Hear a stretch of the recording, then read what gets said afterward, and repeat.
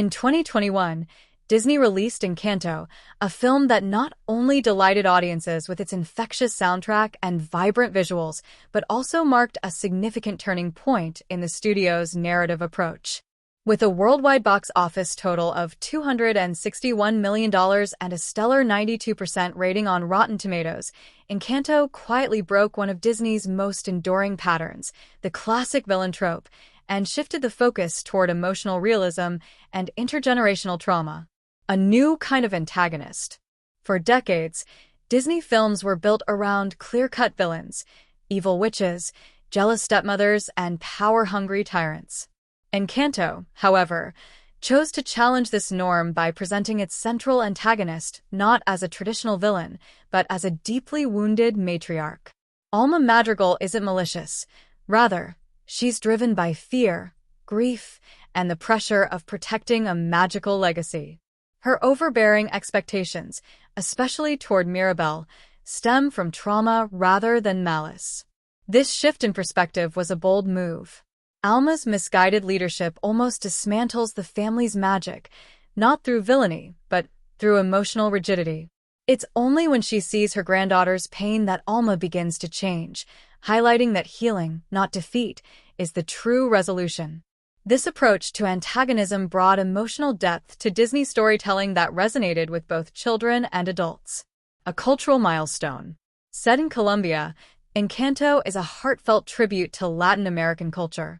From Casitas' design inspired by real Colombian architecture to the diverse musical rhythms that infuse the soundtrack, Disney went the extra mile to ensure authenticity. The animators conducted extensive research, consulted with cultural experts and psychologists, and even drew inspiration from unconventional sources like Beetlejuice to give Casita a personality of its own. Every detail was carefully crafted, from Afro-Caribbean hairstyles to traditional fabrics suited to a tropical climate. The film managed to honor Colombian traditions without reducing them to stereotypes. Instead, it presented a family that felt universally relatable, even as it remained uniquely Latin American. A massive success against the odds.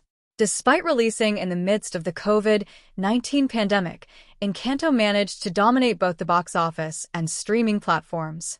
In North America, it grossed over $96 million, while international audiences contributed another $160 million.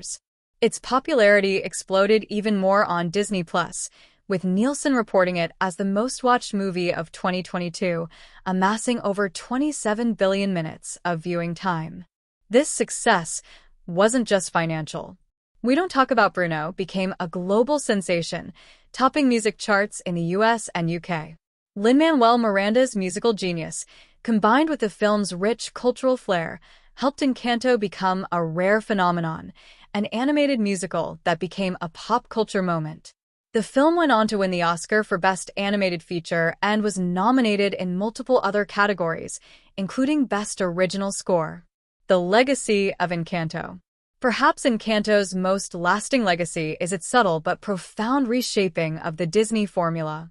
Instead of a hero vanquishing a villain, audiences witnessed a family confronting its emotional fractures. It was a narrative built not on conflict between good and evil, but on understanding, empathy, and healing. This change is already influencing other animated films, which are beginning to embrace more complex emotional storytelling.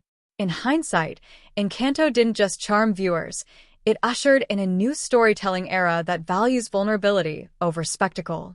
With plans for an Encanto-themed attraction at Disney's Animal Kingdom and ongoing discussions about a sequel, it's clear the Madrigal story is far from over. And with it, Disney seems committed to continuing this emotionally rich, culturally rooted narrative path, one that Encanto helped pave so successfully.